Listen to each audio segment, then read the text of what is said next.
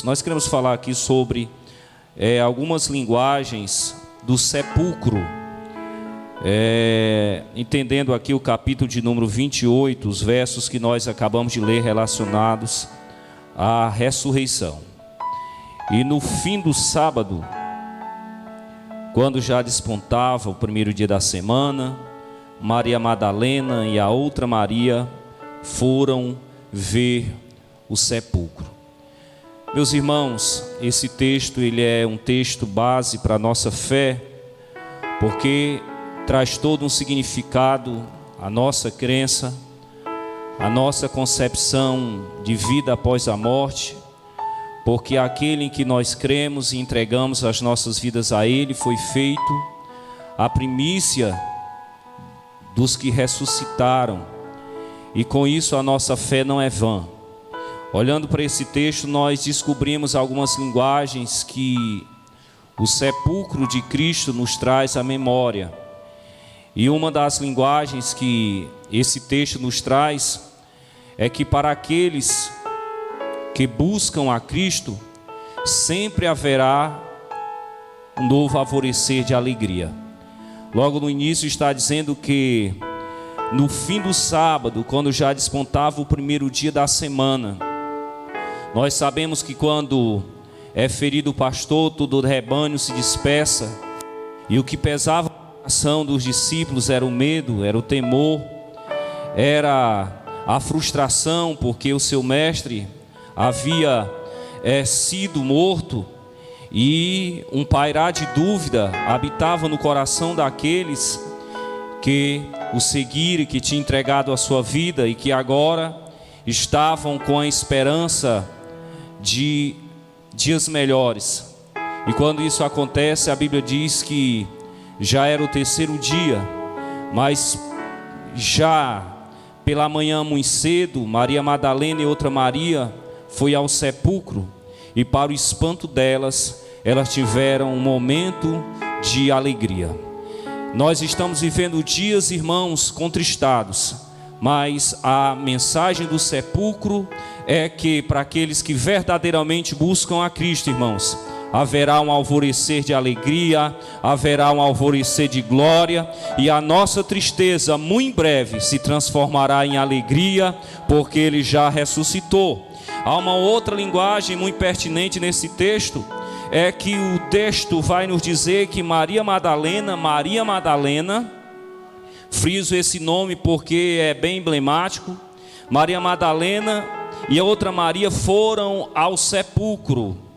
Meus amados irmãos, uma outra linguagem que nós encontramos nesse texto é que no sepulcro de Cristo está expressa as nossas verdadeiras intenções. A Maria Madalena é um exemplo de crente para nós, que foi perdoada, que foi liberta, e a partir do momento que ela recebeu essa libertação de Cristo, a sua vida foi a serviço de Cristo. Ela estava no meio da multidão, sendo talvez alimentada com pães e peixes. Ela estava no meio da multidão que se aglomerava em torno dos milagres de Jesus. Ela estava no meio da multidão na crucificação, mas ela também estava se levantando sábado muito cedinho, aleluia, para ir ao sepulcro, ao encontro de um corpo já inerte, já para não ficar em estado fétero, ela estava levando especiaria. No sepulcro, as nossas verdadeiras intenções são reveladas. Você está aqui não é pelo pão, você não está aqui não é pelos milagres que Jesus faz, mas pela pessoa dele. Nós estamos igual Maria Madalena.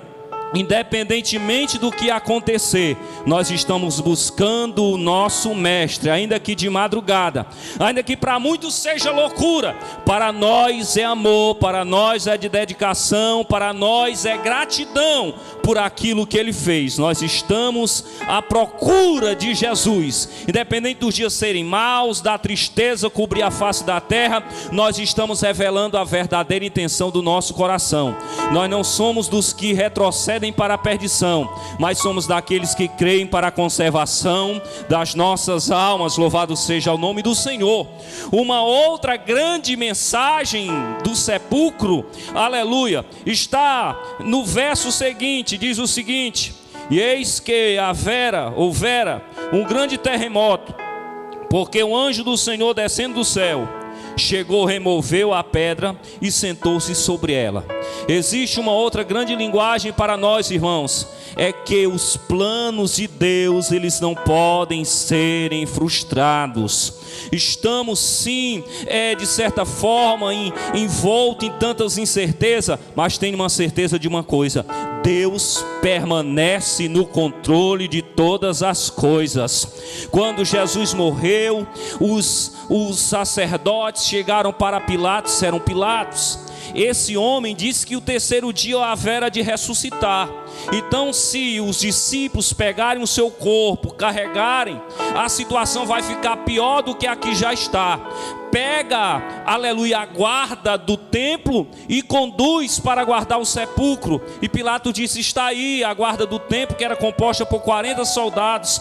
Levaram, colocaram uma pedra sob a porta do sepulcro e disseram: daqui não sai, nós ainda vamos vigiar. Foi o defunto mais perigoso que a história conheceu. 40 soldados, aleluia, uma pedra, aleluia, lacrando a porta do sepulcro. Mas quando foi ao terceiro dia, o anjo desceu dos céus, houve um terremoto para dizer que o que Deus estabelece ninguém consegue frustrar. Tem gente preocupado por causa do que vai acontecer. Fique com o coração tranquilo, no final das contas vai suceder conforme o Senhor planejou. Eu me lembro de Daniel, do capítulo de número 2, quando Nabucodonosor tem aquela revelação estarrecedora, que ele tem um sonho, não lembra do sonho e quer saber o que ele sonhou e qual o significado.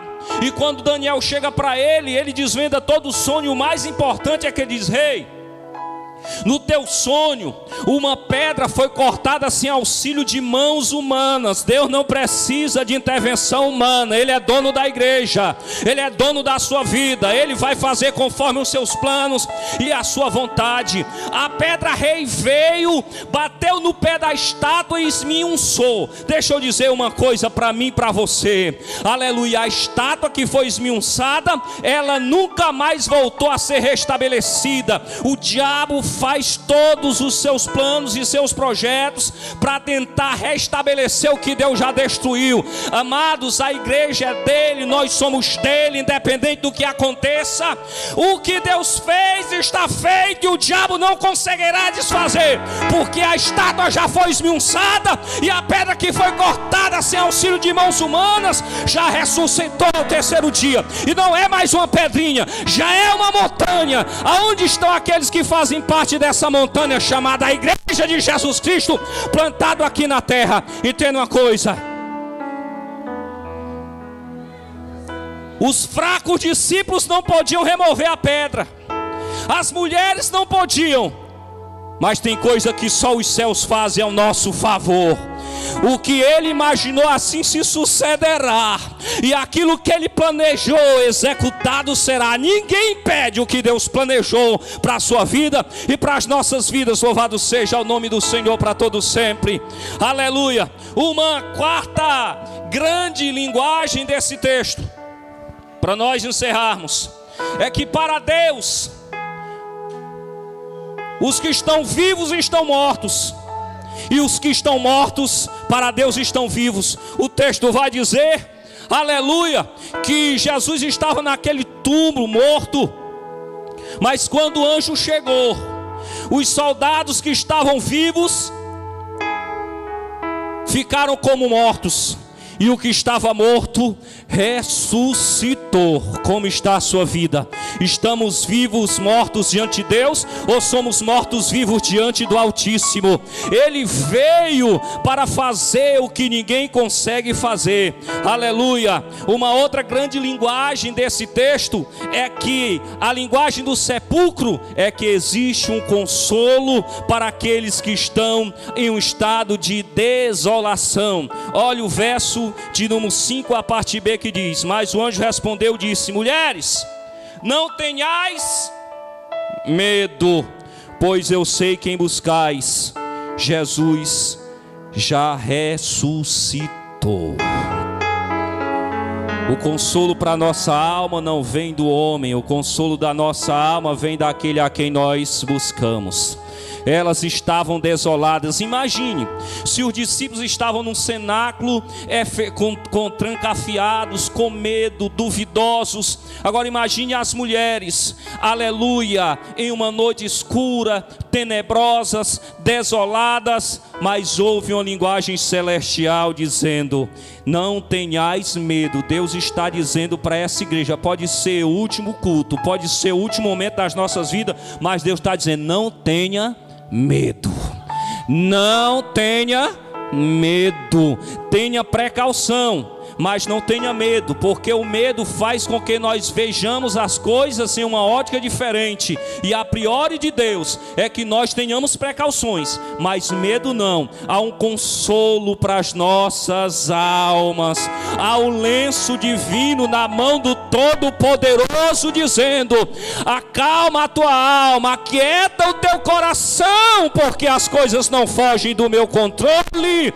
aleluia. Há o lenitivo, porventura não há bálsamo em Gileade. É no sepulcro vazio que nós encontramos todas as respostas para as nossas almas. Aleluia. Glória a Deus. E por fim, irmãos, há uma linguagem ainda nesse texto que os anjos vão dizer: ele não está aqui, porque já ressuscitou, como havia dito. Vinde e vede o lugar onde o Senhor jazera.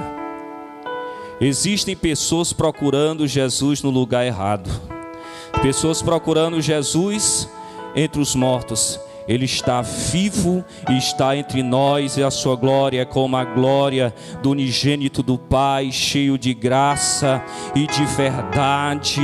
Aleluia. Eu encerro essa palavra dizendo para você o que está escrito no livro de Naum, capítulo de número 1, verso de número 3, a parte B. O caminho do Senhor é na tormenta, o caminho do Senhor na tempestade, e as nuvens são apenas o pó dos seus pés. Às vezes nós não conseguimos compreender o caminho de Deus, é porque o caminho de Deus às vezes é na tormenta mesmo.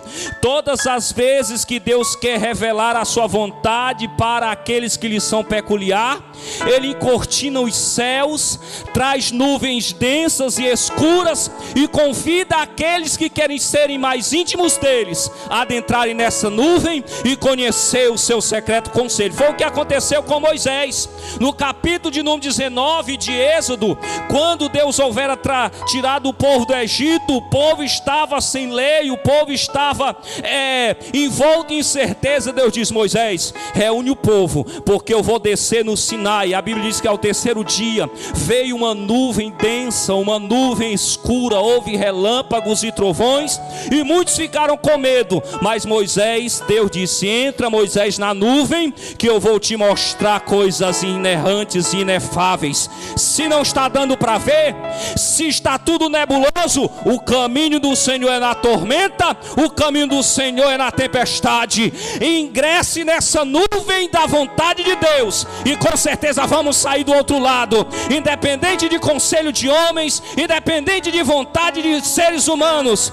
Deus permanece inamovível, e a sua vontade permanece estabelecida nos céus e cumprida na terra, em o nome de Jesus.